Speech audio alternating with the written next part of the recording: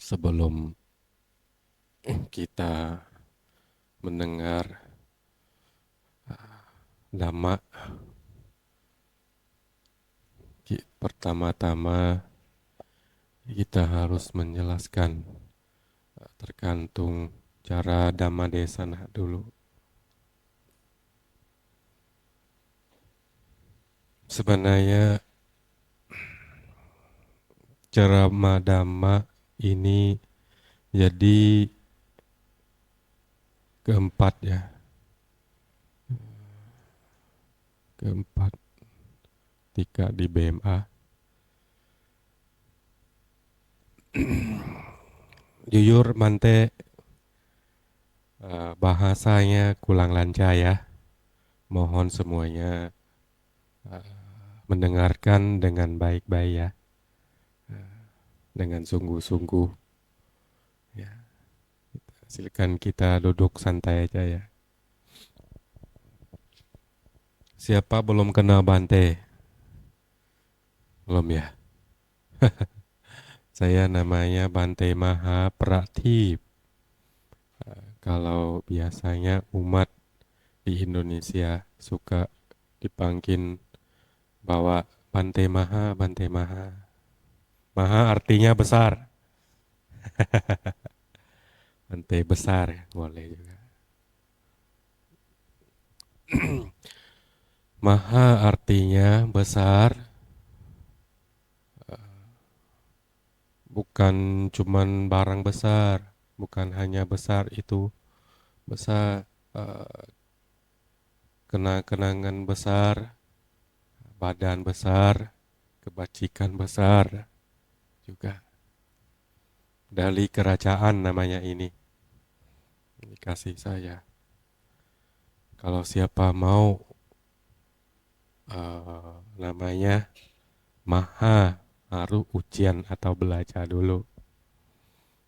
Setelah ujian, kemudian lulus bisa jadi namanya Maha. Ini khusus Bante aja namanya Maha. Kalau umat tidak bisa. Ya. Baik, biasanya cara ceramah dhamma di agama Buddha Theravada ada dua macam. Satu adalah Suntara Wohara, namanya Suntara Wohara. Ini Suntara artinya menjelaskan dhamma dengan memahami diri sendiri tanpa buku seperti Bante Kamsai ceramah dhamma itu tidak pegang kitab. Namanya ceramah dhamma dengan Suntara Wohara. Kedua, Patipana Wohara. Patipan Wohan itu pakai kitab. Kitab itu dari diri sendiri, dibikin, ditulis dulu, mau berbicara tergantung apa, mau mengatakan apa. Yang kedua ini, kalau di Thailand Bante sering, kalau di Indonesia belum pernah, supaya Bante tinggal di Indonesia kalau tahun ini menuju ke 4 tahun sampai bulan 7 ya, jadi 4 tahun. Bahasanya kurang lancar ya, mohon maaf sebesar-besar ya. Setelah Bante dapat mengundang dari umat Wihara Samakidam bahwa Bante boleh tidak ceramah dhamma kebaktian minggu. Aduh, bahasanya ulang lancar, pakai mana kalau ceramah dhamma. Tetapi bukan belum pernah ya, udah pernah ini. Kali ini jadi 4 kali. Kewajiban Bante, kalau pernah atau tidak pernah harus menjelaskan dhamma bagi ke upasaka, upasika atau umat Buddha. Bukan datang ke Indonesia lalu diam-diam saja, bukan begitu. Harus belajar juga. Yang kurang tahu atau kurang lancar harus perhati diri. Bahasa, apalagi tradisi, harus juga harus belajar. Saya juga usahakan dengan baik belajar. Biasanya tinggal di Purwakarta. Biasanya tinggal di Purwakarta, bantu Bante Kamsai di kebun persahabatan, sering uh, di situ, masih di situ, jarang ke Jakarta.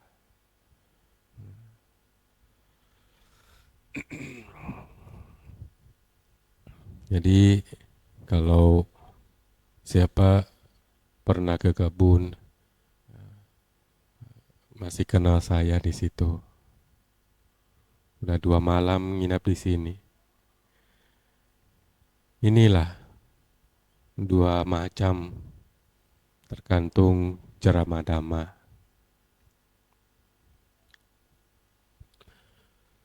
Tapi di Indonesia jarang ada yang pegang kitab. Kalau tradisi di Thailand harus dipegang kitab. Yang tidak pegang kitab untuk guru yang besar aja. Supaya beliau udah tinggi ya, dhamma udah itu. Bukan tidak pintar yang pegang kitab. Pintar juga karena mau bicara apa ditulis dulu. Kalau kita ditulis bisa kembali untuk lihat lagi, bisa untuk pelajaran lagi. Yang dhamma itu yang ditulis itu. Jadi kalau ada murid, kalau ada yang mau belajar, bisa membawa untuk baca, untuk menjelaskan atau melendungan yang dhamma yang ditulis itu.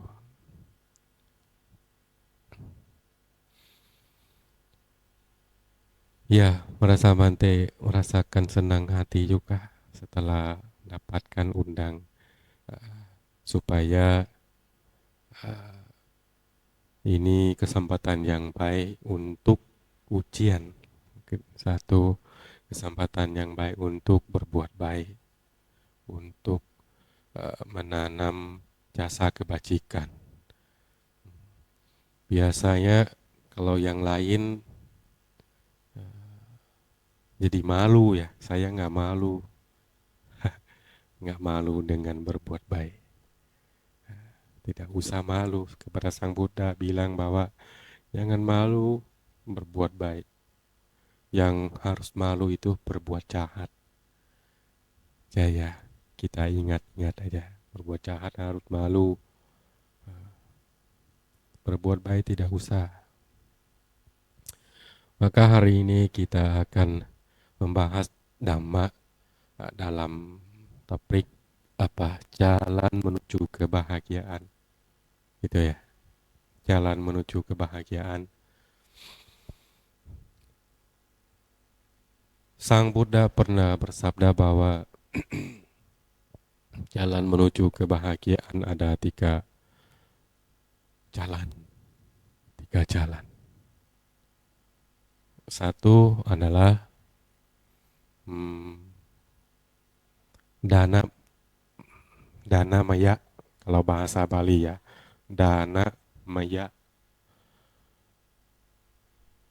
Artinya, jasa kebajikan akan berhasil dengan berdana, atau jasa kebajikan akan muncul dengan berdana. Bisa juga.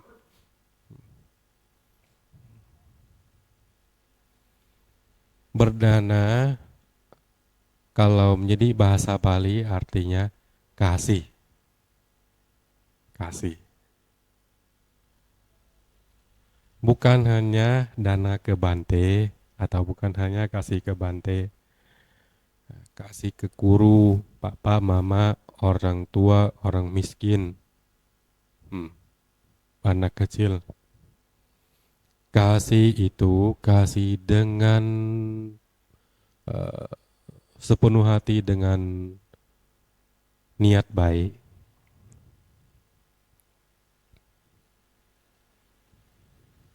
Kalau papa mama kasih anak-anak atau kasih duit, kasih apapun lah dengan mencinta, bahwa takut anak kesulitan. Ini guru juga kasih nasihat, dhamma, kasih nasihat yang baik-baik dengan berpikir bahwa mau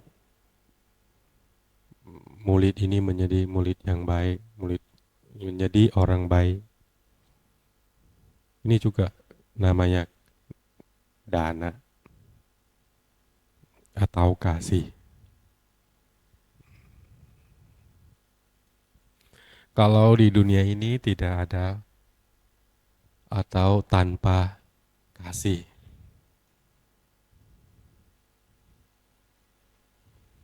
Jadi bagaimana? Memang tidak itu ya, tidak damai begini. Memang sudah ada perang ketiga atau 4, 5 perang dunia.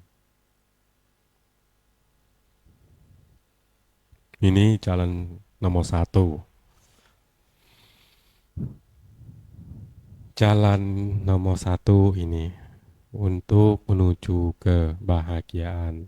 Bahagiaan ini maksudnya jalan ke surga. Surga itu adalah kebahagiaan. Kebahagiaan. Merasa orang yang berdana akan senang hati. Senang hati bahwa hari ini menjadi hari penuh berkah, penuh dengan berkah. Kemana-mana aja, senang hati. Semua hari. Inilah namanya kebahagiaan.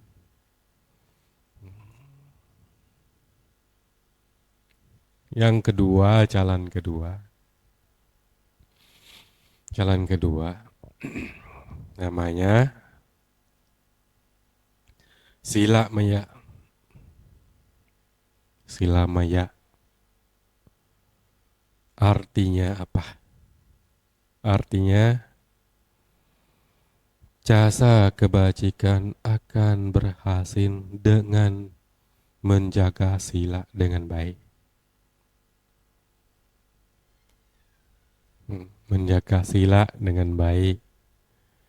Menjaga sila dengan niat hati, dengan sungguh-sungguh. Menjaga sila ada lagi, berpisah lagi. Gimana cara menjaga sila? Itu adalah menjaga pikiran, 1. Kedua, menjaga ucapan. ketika menjaga perbuatan. Kalau bisa menjaga tiga macam ini, berkumpul disebut bahwa namanya menjaga sila. Sila itu adalah badan. Badan juga adalah di dalam badan pikiran, ucapan, perbuatan. Perbuatan itu dari badan juga. Nah, semuanya artinya menjaga sila. Menjaga sila. Tidak usah penghormatan atau penghormatan Pancasila begini. Ini cuman caranya aja. Itu di dalamnya itu penting.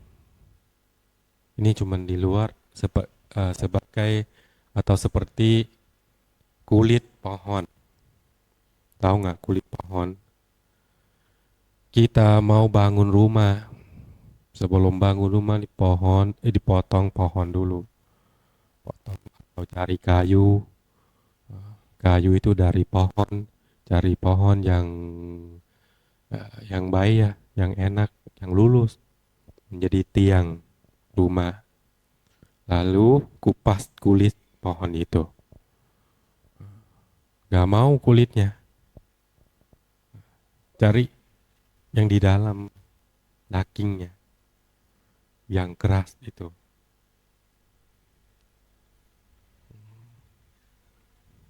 Kata-kata itu Pancasila juga, Aratana Pancasila sebagai kulitnya.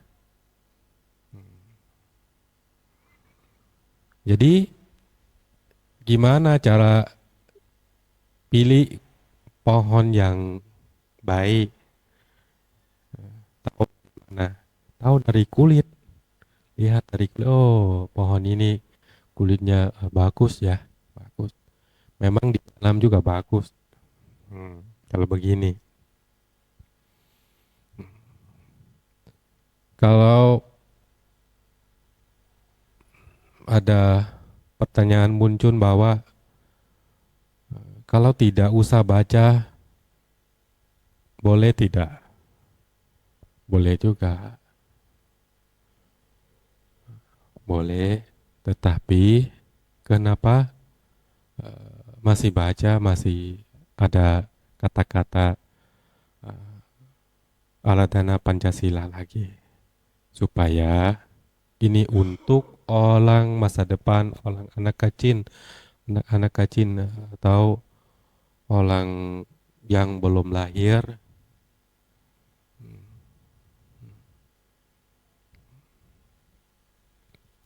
Untuk mereka tahu bahwa oh, agama Buddha, Theravada ada caranya begini, ada tradisi begini sebelum memohon atau uh, sebelum dapat Pancasila harus baca ini dulu uh, untuk menjelaskan di dalam pikiran atau uh, untuk orang yang kurang jelas di dalam pikirannya atau kurang ngerti. Ini kata-kata yang kita semua dari guru yang besar semua, guru yang pintar. Beliau menjadi orang bijak.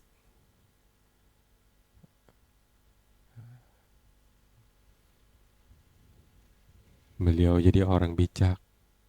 Beliau tahu cara mengajar orang kasar-kasar seperti kita, orang keras. Gimana cara mengajar orang yang orang bodoh. Hmm. Memberikan kita ada percayaan dalam ajaran kepada Sang Buddha. Ini ya, jalan kedua, menjaga sila atau sila maya. Ketika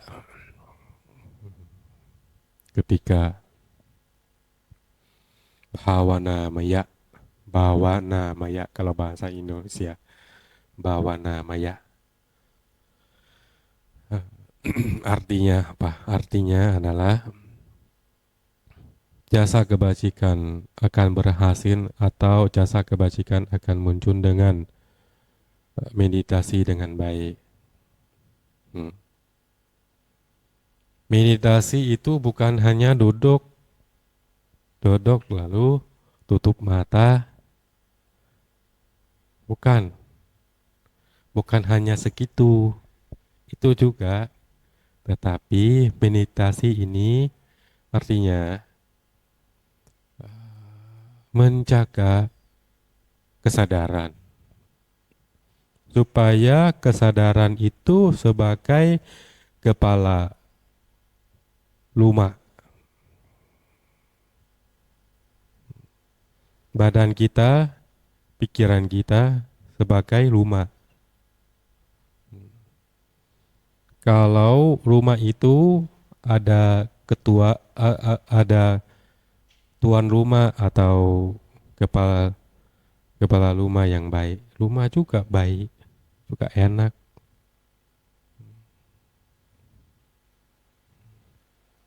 Orang yang berada di dalam rumah juga menjadi orang baik. Supaya ada kepala rumah menjadi orang baik. Ya, maka jadi kepala rumah itu sebagai kesadaran.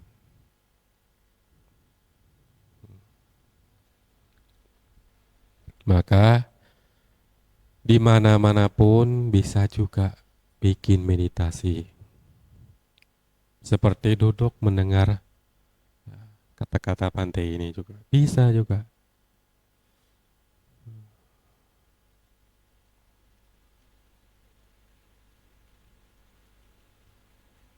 Dengan fokus cuma kata-kata Bhante. Dengan sungguh-sungguh. Ini juga namanya lagi bikin meditasi.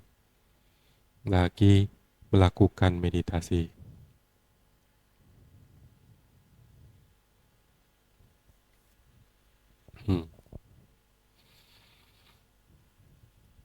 Tiga jalan ini namanya jalan menuju kebahagiaan atau jalan menuju ke surga.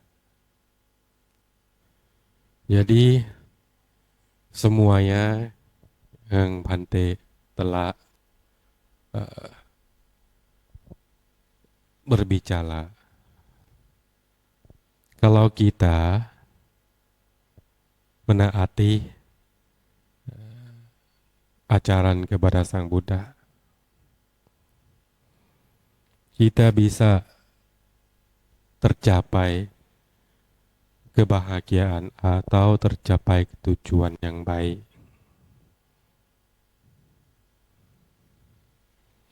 Walaupun menjadi orang pintar atau tidak pintar atau jadi orang bodoh,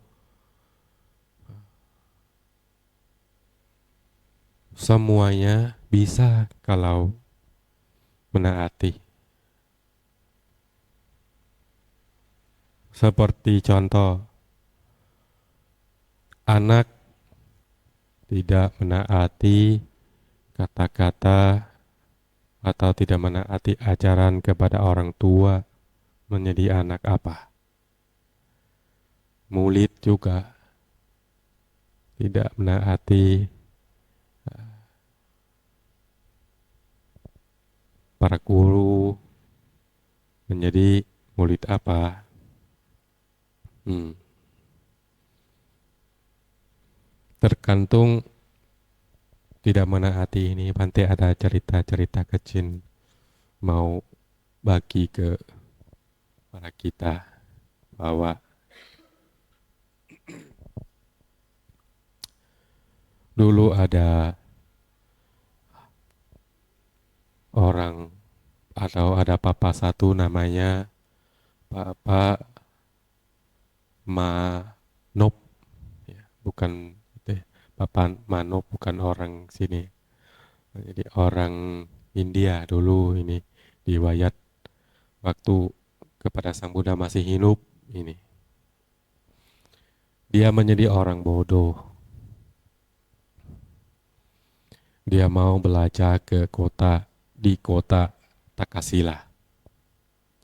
Kota itu ada sekolah untuk uh, belajar ajaran kepada Sang Buddha. Hmm. Jadi lalu kemudian dia pergi ke kota Takasila untuk belajar. Setelah belajar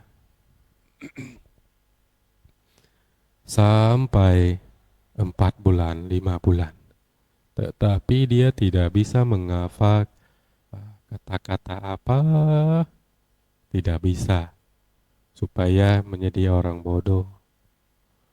Tidak bisa menghafal, lalu papa guru bilang bahwa, kok kenapa begini murid kita, murid saya, jadi menjadi orang begini, kenapa tidak menghafal perintah apa, menghafal ajaran apa.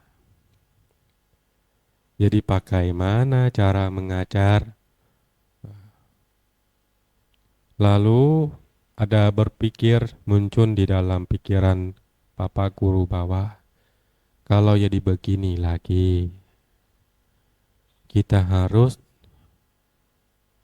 kasih mantra, satu kalimat untuk dia, untuk Pak Manop ini, untuk menghafal. Lalu setelah berpikir begitu, langsung kasih tahu mantra. Mantra itu adalah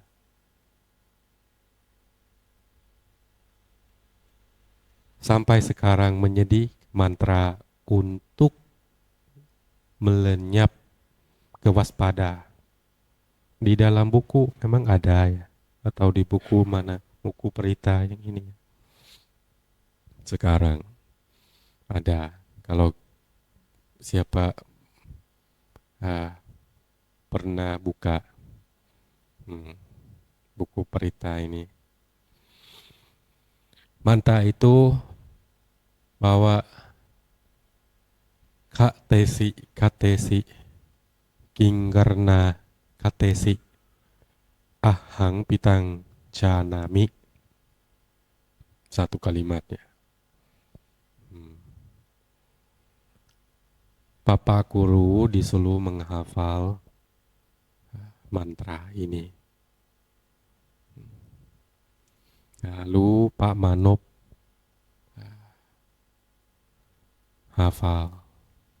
menghafal dengan baik. Jadi Papa guru tanya, kamu bisa menghafal nggak mantra ini? Cuman satu kalimat. Lalu dia coba menghafal sampai bisa menghafal. Jadi kemudian Papa guru disuruh, ya kalau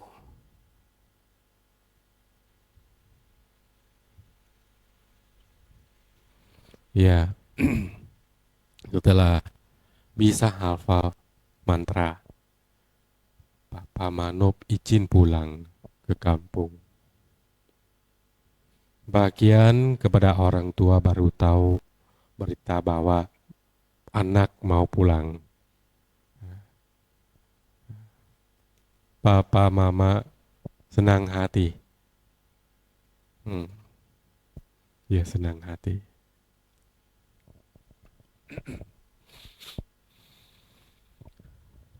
Jadi salah satu hari ada cerita bahwa di dalam kota Takasila itu ada cerita kecil muncul bahwa satu hari ada kerajaan mau keluar dari kota untuk periksa keliling-keliling kota. Hmm.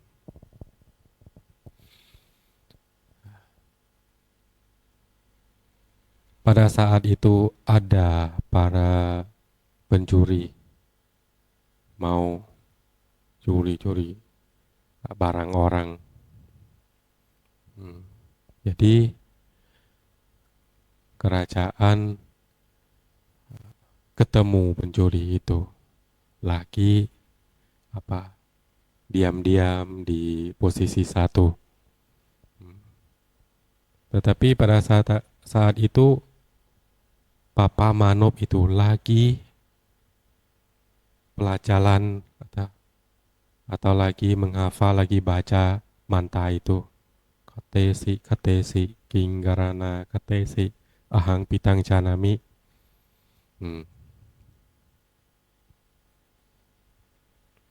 Para pencuri itu setelah mendengar Papa Manop lagi baca, jadi kaget. Kok kenapa ini tahu? Atau kenapa Papa ini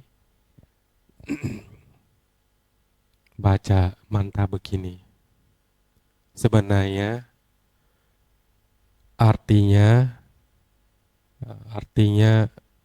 mantra itu adalah kamu mau lagi apa? Kamu sedang lakukan apa? Saya sudah tahu ini artinya. Artinya dari mantra itu. Katesi, katesi, kamu sedang melakukan apa? Ahang pitang canami, saya sudah tahu. Ini artinya. Tapi Pak Manop itu tidak tahu ada para pencuri. Dia lagi tutup mata, lagi baca mantra itu. Hmm. Para pencuri itu, oh Pak ini udah tahu ya. Kita mau melakukan apa? Dia sudah tahu semua. Lalu kaget. Oh, kalau begini kita mati semua ya kalau begini. Eh. Lalu pada saat itu kerajaan lagi lihat uh, keadaan atau kondisi semua. Oh, pada satu sisi Pak Manop lagi baca, pencuri lagi mau mencuri barang. Oh, Pak Manop ini dia ada apa? Ada kesaksian apa ya? Kenapa begini? Lalu disuruh tentara dipanggil Pak Manop buat tanya. Pak, kenapa pencuri takut Pak? Pak ada apa? Apakah diajarin saya? Boleh tidak? Boleh. Kalau kerajaan mau nanti saya ajarin. Gini-gini ya. Kemudian ajarin kerajaan bahwa harus menghafal mantra ini ya. Katesi itu. Kinggarana ahang pitang canami. Lalu kerajaan bawa mantra itu. Kemudian pulang ke istana. Ada satu hari, kerajaan mau mencukur rambut sama apa? Ini namanya apa? Tingkot ya, jengkot. Ya. Ada kepala tentara satu orang. mau membunuh kerajaan. Dia ada pikiran bahwa hari ini saya akan berbicara dengan tukang mencukur, bahwa kamu harus pakai pisau cukur untuk uh, uh, atau potong tenggorokan kerajaan. Nanti saya akan kasih duit buat kamu. Lalu kalau sudah berhasil, nanti saya kasih kamu menjadi kepala tentara. Pak tukang itu oke kalau begitu. Sampai kerajaan datang untuk mencukur, lalu beliau tidur, untuk siap mencukur, tidur tutup mata. Pak tukang mencukur, dia pegang pisau. Lalu cek pisau tajam atau tidak. Tetapi pisau itu kurang tajam dikit, dia lalu untuk apa? Dia pindah pisau baru. Pada saat dia pindah pisau, kerajaan ingat mantra. Lalu dia baca, Katesi king karana ahang bitang canami, artinya kamu sedang lakukan apa? Saya sudah tahu. Pak tukang itu kaget. Aduh, kenapa kerajaan sudah tahu saya mau lakukan apa? Biasanya kerajaan itu menjadi orang pintar. Beliau tidak ngomong apa-apa, cuman tanya, kamu mau melakukan apa? Saya sudah tahu. Harus kasih tahu saya. Siapa disuruh kamu bikin begini? Lalu Pak tukang laporan ke kerajaan. Oh, ada ketua tentara disuruh saya membunuh. Saya mohon maaf ya. Jangan atau diputus kehidupan saya. Inilah akibat dari menaati ajaran.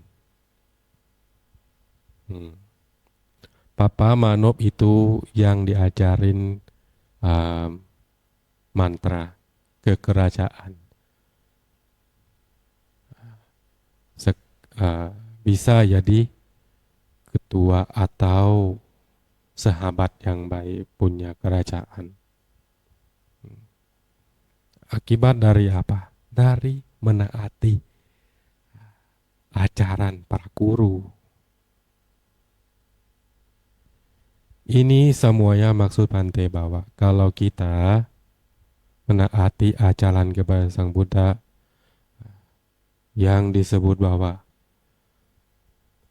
di dalam agama Buddha ada 3 perjalanan untuk menuju kebahagiaan. 3 jalan yang Bante dikasih tahu, yang Bante kasih tahu tadi. 1, dana maya. 2, sila maya. 3, bhavana maya. Semua ini, semuanya ini adalah jalan menuju ke surga atau jalan menuju kebahagiaan. Kalau upasika atau Anda sekalian semua menaati atau percayaan ajaran kepada Sang Buddha, bisa juga bisa ikut beliau menuju ke alam kebahagiaan. Kalau Siapa tidak menaati ajaran kepada guru, ajaran orang tua atau kepada Sang Buddha. Jadi bagaimana?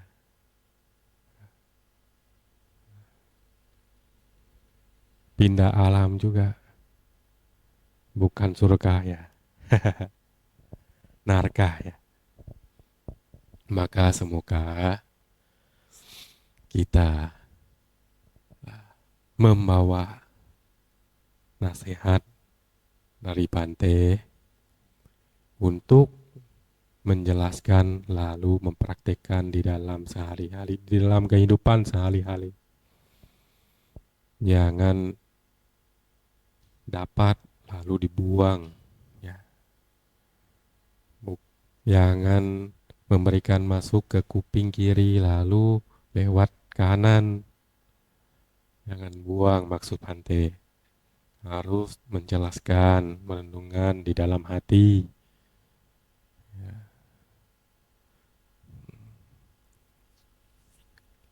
Kehidupan kita tidak bisa sampai 100 tahun. Kesempatan ini untuk berbuat baik. Kita harus niat baik atau bertekad berbuat dengan penuh hati. Setelah kita balik ke wihara atau pulang rumah, kita nggak tahu ketemu siapa lagi, orang baik atau tidak. Kadang-kadang ketemu orang jahat, kadang-kadang ketemu orang baik.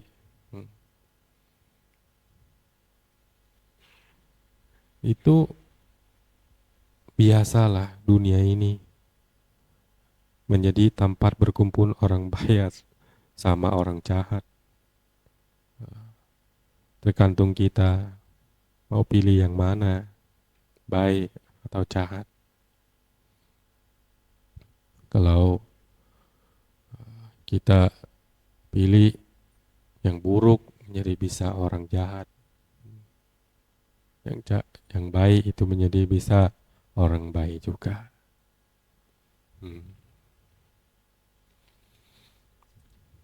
Maka untuk hari ini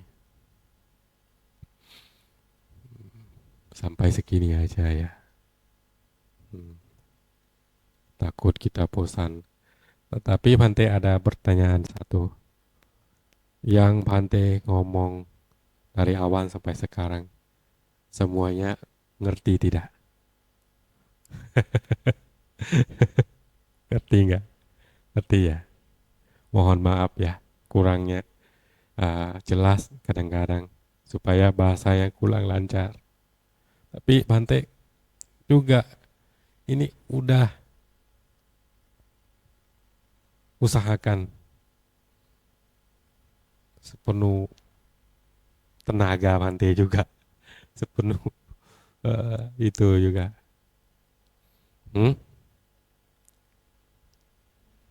Belum ya? Belum kalau pikiran Bante, kalau menurut Bante belum. 3 tahun menuju ke 4 tahun seperti anak ya, anak nggak sampai anak di paling atas, sekolah minggu di paling atas, di lantai atas. Mereka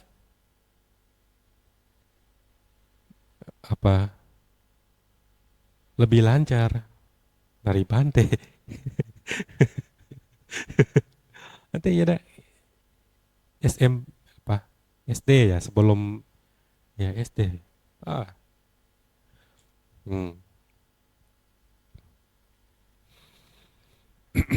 3 tahun sekarang lagi belajar bukan dari guru, bukan dari guru, ibu guru, tidak ada di kebun perapatan. Dari patukang, dari mendengar mereka berbicara bersama. Kadang-kadang tidak cocok, Bante tahu tidak cocok, tidak sopan. tetapi Bante hanya pilih yang bermanfaat sama Bante aja. Kita mendengar untuk apa? Untuk cari ilmu, cari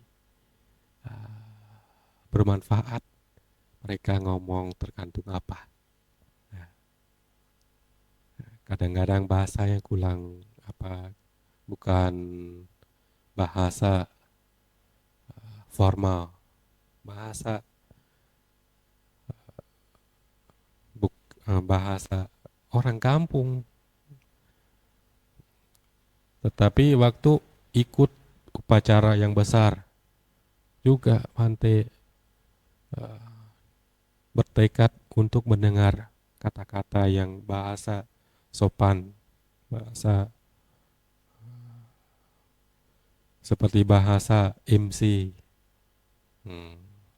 Tetapi di wihara Samakidam tidak ada seperti wihara Buddha Metta. Wihara Buddha Metta, para umat atau orang yang menjadi memimpin sebelum berdana makanan Bante, dia akan berbicara bahwa selamat pagi saudara saudari sedama, sebelum kita melakukan berdana, mari kita akan membacakan parita nama karakata secara bersama-sama. Di sama kita nggak ada langsung namo tassa. Tidak ada itu. Beda sedikit, tidak apa-apa. Bukan masalah, cuman hanya Bante tunggu mendengar untuk menghafal. Karena Bante lagi belajar dari umat. Dari umat. Tidak ada guru. Mau juga belajar begitu. Kalau berada atau tinggal di Samakidam, Bante yakin. Karena daerah ini banyak umat yang bisa ajarin Bante. Tetapi sekarang tuh di kebun tuh, mana ada kebun, cuman patukang, orang kampung. Orang kampung banyak bahasa Jawa, Sunda. Waduh, bingung saya. Iya, yalah tidak apa-apa. Di mana-mana pun kalau bisa berbuat baik, berbuat jasa kebajikan, semuanya juga jadi bermanfaat.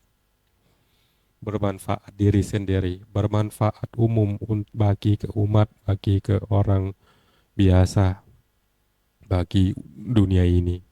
Semuanya menjadi jasa kebajikan. Itu namanya nanam jasa kebajikan juga. Yang lain tidak peduli Bante, cuman segini aja. Setelah dapat mengundang dari umat kita, dari umat Samakidam, bahwa Bante boleh tidak ceramah dhamma, Bante langsung dapat untuk berarti diri untuk praktek, bukan berbuat apa, hanya praktek. Ini nomor satu. Yang kedua, ini kewajiban biksu harus menjelaskan dhamma untuk upasaka upasika. Ya, maka untuk hari ini Bante mengucapkan terima kasih terima kasih atas kesempatan yang baik seperti kesempatan ini untuk bagi dhamma kepada kita. Maka untuk kebaktian hari Minggu ini sampai ini aja ya. Terima kasih dan anumodana semuanya. Semoga kita semua panjang umur dan bahagia menuju ke depan ajaran Sang Buddha. Sabbe satta bhavantu sukhitata. Semoga semua makhluk hidup berbahagia. Terima kasih. Sadhu, Sadu. sadhu, sadhu.